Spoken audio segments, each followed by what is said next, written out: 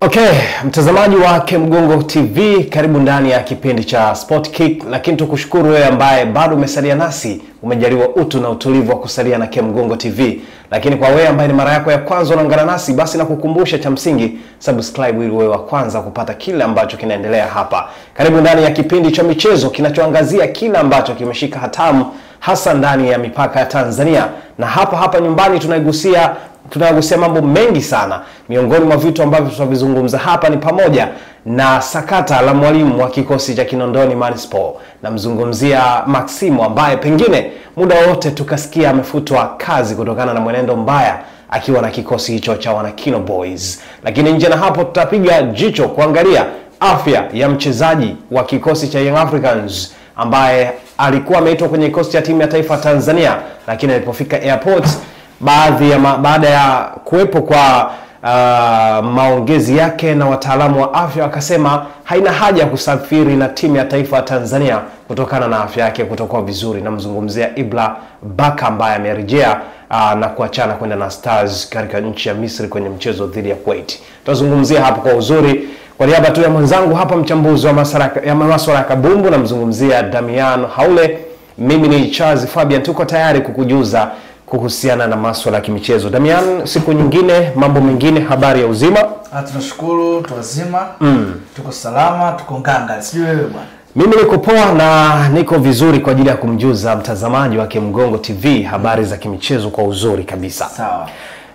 Tuna vipengele vingi vizuri katika kipindi hiki, lakini tuanze na kwenye kick off. Kwenye kick off, mtazamaji, tuanzie hapa ambapo tuanzie kwenye issue ya mwalimu wa KMC ambaye namzungumzia ni Masio Maximo, ambaye yeye pengine mambo yakawa mabaya zaidi kutokana na kwamba ameongoza KMC lakini matokeo bado hayajapatikana. Tumlaumu kocha Maximo kwamba hana ubora, ama ubora umeisha, ama mbinu zimeisha, ama umri pia miaka 63 kama sikosei kwa sasa, au 62 hivi. Pengine tumlaumu yeye ama tulaumu scout aliyefanya usajili wa KMC. Kwanza kwa sasa hivi huwezi kumtupia karata mtu yoyote kumlaumu, kwa sababu mpira wa mguu ni mchezo wa tuseme kama ni kamari, unatupa karata yako. Yanapokuwa mazuri unafurahia, yanapokuwa mabaya unakasirika au unahudhunishwa, lakini haimaanishi ni jambo baya. Kwangu nadhani mwalimu hakuwa na kikosi kwa muda mrefu, lakini pia ukiangalia sajili ambazo zimesajiliwa KMC wanamiliki wachezaji ambao wameshapita katika timu mbalimbali katika ligi yetu. Kwa hiyo nadhani hawana kikosi kipana ambacho kinaweza kuwapa matokeo. Ndio maana unaona baadhi ya mechi ambazo wamepoteza na wako kwenye nafasi mbaya mpaka sasa hivi. Kwa hiyo kumtoa mwalimu lakini na kuangalia wachezaji ambao walikuwa nao, je, unaweza kuleta mwalimu mpya akawa na quality anaweza kukupa matokeo? Kumtoa mwalimu sio shida, unaweza kumtoa, lakini wachezaji wako wenyewe wajitume uwanjani, au wachezaji wako wenyewe hawadilivi ambavyo inatakiwa. Kwa hiyo sidhani kama ni jambo zuri. Natakiwa tuangalie shida iko wapi. Je, tatizo ni mwalimu au tatizo ni wachezaji, au wote wanashika pamoja?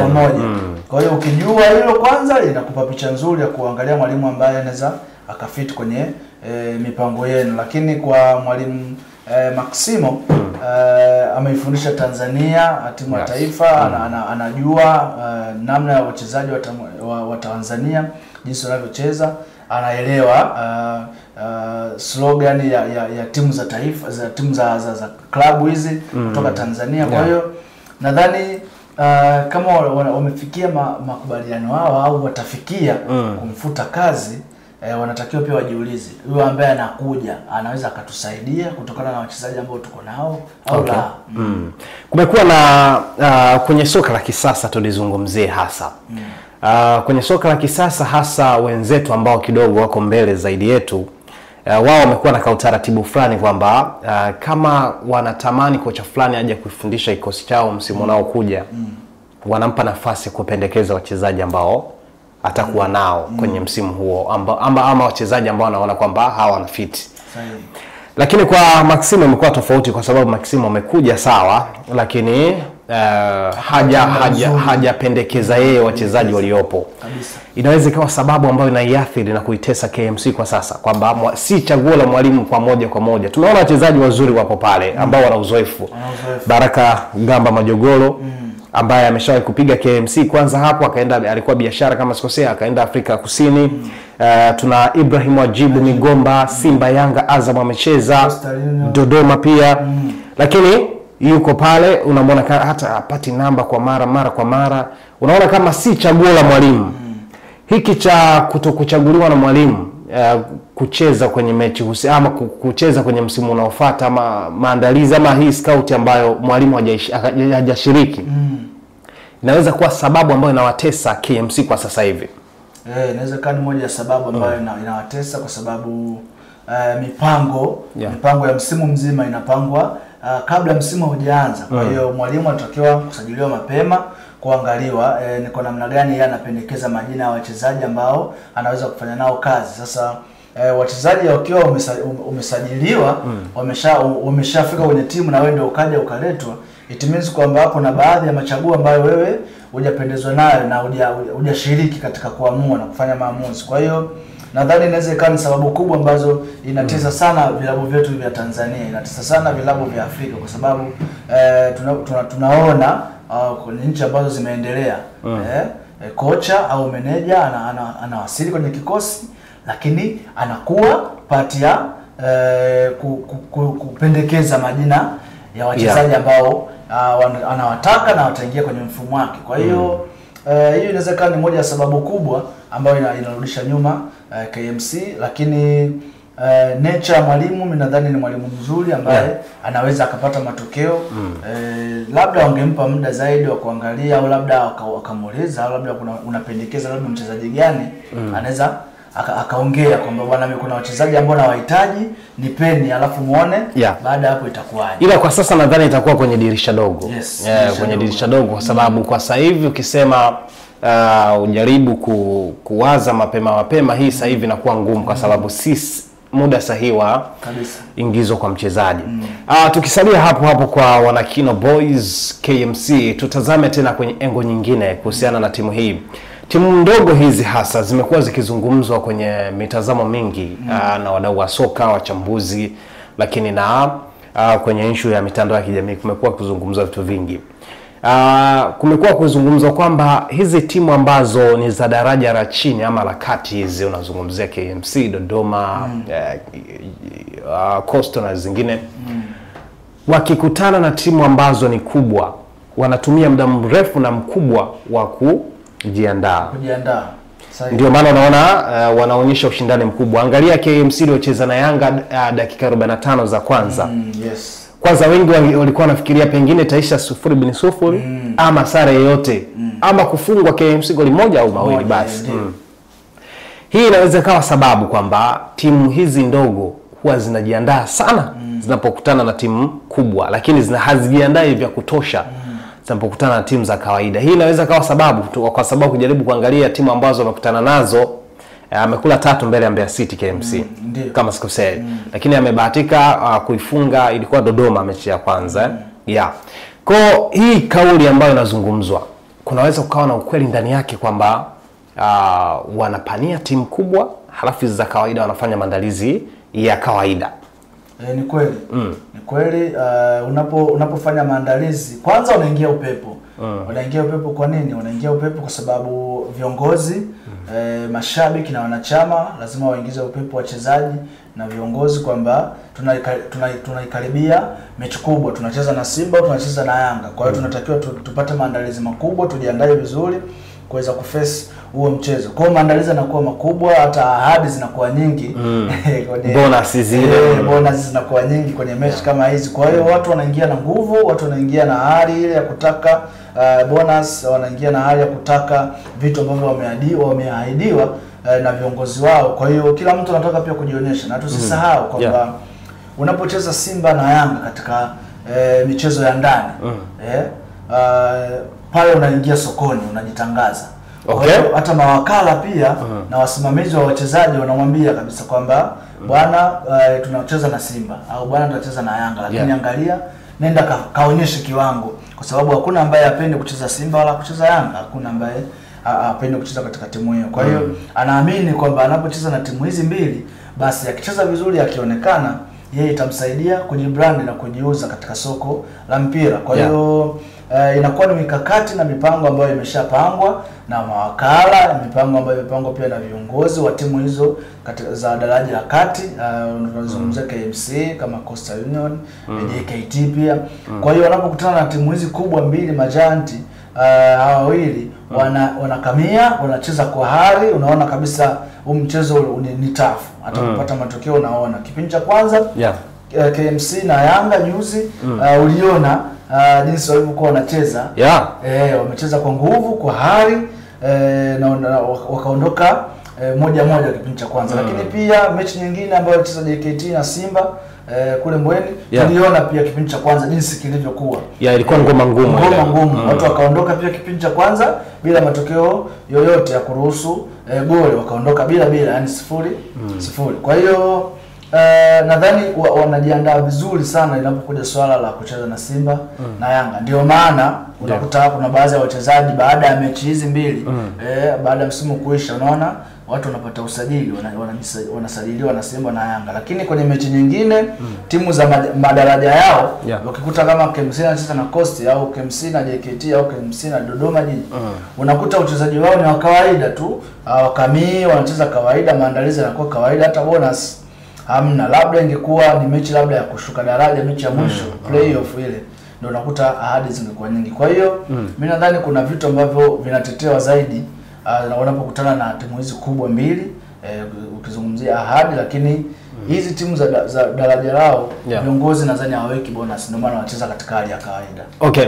Sawa, na tulikuwa tunatazama kuhusiana na KMC, lakini hasa tumemulika mwalimu Maxime, na mzungumzia Masio Maxime ambaye yeye ana KMC. Na kwa sasa tukiwa tumesalia hapo mtazamaji wa Kemgongo TV, tutupie jicho kuhusiana na taarifa ambayo inamhusu beki wa kikosi ya Young Africans na timu ya taifa Tanzania, Ibrahimad Ibrabaka, ambaye ameshindwa kukwea pipa kuelekea pale Misri kwa sababu ya changamoto ya kiafya.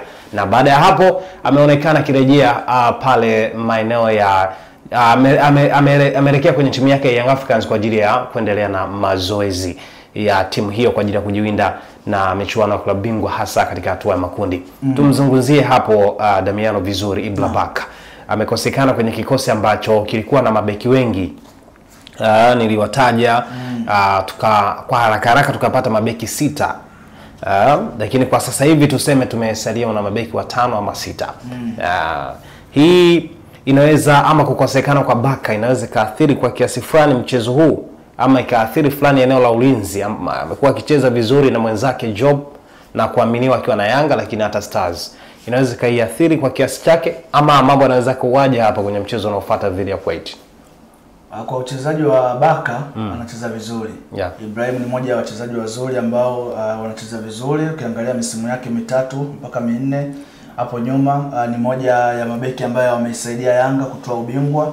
Ukizungumzia Yanga kutoa ubingwa, uwezi kukimbia kumzungumzia Baka pamoja na Jobu pale nyuma, kwa sababu walihakikisha wanaweza kuzuia opponent ambaye anakuja kwa ajili ya kufunga magoli. Kwa hiyo tuliona katika mechi za ndani, lakini pia mechi za kimataifa za CAF Champions League, lakini pia CAF Confederation Cup, tuliona jinsi walivyokuwa wanapambana kweli, na walifanikiwa kweli. Kwa hiyo kwa pengo ni kweli linaweza likawepo kwa sababu ni moja wa mabeki bora Tanzania, ni moja ya mabeki ambao wanacheza vizuri. Huwezi kubeza kiwango cha Ibrahim Baka, kwa sababu ni moja ya mabeki ambao wana combination nzuri anapocheza na Jobu, lakini pia aina ya uchezaji wake anaweza akazuia juu, anaweza akazuia akiwa yuko chini. Kwa hiyo ni gepu tutaliona, lakini nadhani kwa upana wa kikosi cha timu ya Taifa Stars na kwa mwalimu Gamondi alivyoteua mabeki, nadhani upana huu utamsaidia, kwa sababu anaweza akafit the gap katika nafasi ya Baka. Kwa hiyo though ameumia, hata kama angeenda asingecheza, na hata kama angecheza basi asingecheza katika kiwango 100% ile. Kwa hiyo ni bora pia ambako amepumzika kwa ajili ya majukumu yake mengine ambayo ya klabu yake, na anahitajika zaidi kwenye klabu, though pia ni timu ya taifa huku, lakini sidhani kama angecheza kwa uzuri zaidi. Kwa hiyo kusikana kwake kuna hapa nafasi pia watu wengine kuonesha vipaji vyao. Kuna hapa nafasi pia wachezaji wengine kuonekana, lakini pia na upekee wa mchezaji husika, kwa sababu huwezi kumlinganisha Baka na mchezaji mwingine kwa namba yake, kwa jinsi anavyocheza. Lakini hiyo haipunguzi wala haiondoi, ndio imeshatokea. Lakini kwa ambaye atakabidhiwa kijiti cha Baka, anatakiwa kuonyesha kipaji na kumthibitishia kocha kwamba yes, ulinichagua na kweli nafasi nimeiziba. Tumalizie kwenye hicho kipengele cha knockout ama tumalizie kwenye hicho kipengele cha kick off na tuzungumze kwa upana kidogo, ama tuangazie kwa jicho jingine. Kumekuwa na majeraha ya mara kwa mara kwenye kikosi cha Yanga ambacho tunaona wachezaji kadhaa wamepata majeraha. Mudathir Yahya ambaye jana tulimuona amerejea kwenye kikosi kwenye mazoezi, lakini Baka anaungana. Tunamuona Clement Mzize, tunaona wachezaji wengine. Kwenye fitness hapo kumekuwa na changamoto. Lawama zinamstahili kumpata kocha wa utimamu wa mwili? Kwa lawama hapana, kwa sababu matatizo yanakufikia popote pale. Inaweza ikawa uko kwenye kazi, inaweza ikawa unatembea yakakufika, kwa sababu swala la majeruhi ni swala ni kitu ambacho kinaweza katokea muda wowote ule. Hakitarajiwi. Na uwezo kuzuia, kwa sababu unacheza katika hiyo field. Ukiangalia Mudathir ameumia katika mechi ya Silver Strikers katika uwanja wa Mkapa. Tena ilikuwa ni kipindi cha kwanza tu akapata majeraha hayo na kuweza kutoka nje kuendelea na mchezo. Lakini ukimwangalia Clement Mzize hata mechi za kumaliza ligi iliyoisha alikuwa anacheza akiwa na maumivu kwenye majukumu ya CHAN. Alikuwa anacheza akiwa na maumivu wa goti. Kwa hiyo tumeona ni mchezaji ambaye alikuwa anapambania taifa, alibeba taifa na alibeba pia klabu. Kwa hiyo kusikana kwake kwa muda mrefu kuna tengeneza pia kuto perform vizuri kwa kikosi cha Yanga, japokuwa fitness coach yuko vizuri, lakini hauwezi kusema kuna shida labda kwenye fitness. Hapana, ni kutokana tu na mchezo huo wa mpira ulivyokuwa una riski, kwa sababu mchezo wa mpira una riski, muda wote unaweza kuumia, muda wote unaweza kupoteza maisha ndani ya uwanja. Tumeona scenario hizo kwa baadhi ya wachezaji. Kuna wachezaji wengine waliumia mpaka sasa hivi bado hata hawajacheza, akina yao mpaka leo hii bado hajarudi uwanjani. Kwa mpira ni mchezo wa kikatili sana, ukiumia unaweza ukaumia kweli kweli kwa muda mrefu. Lakini hiyo haibadilishi maana yako. Tunachotakiwa kukifanya kama wachezaji au wachezaji wanachotakiwa kukifanya ni kucheza kwa akili, kwa tahadhari, lakini pia kufanya mazoezi ipasavyo, kwa sababu unapofanya mazoezi mengi inakusaidia wewe katika kuimarisha mwili wako. Yes, shukrani sana Damiano. Na tulikuwa tunatazama kuhusiana na masuala mbalimbali kwenye kick off. Kwa sasa moja kwa moja tunaingia kwenye kipengele cha headline.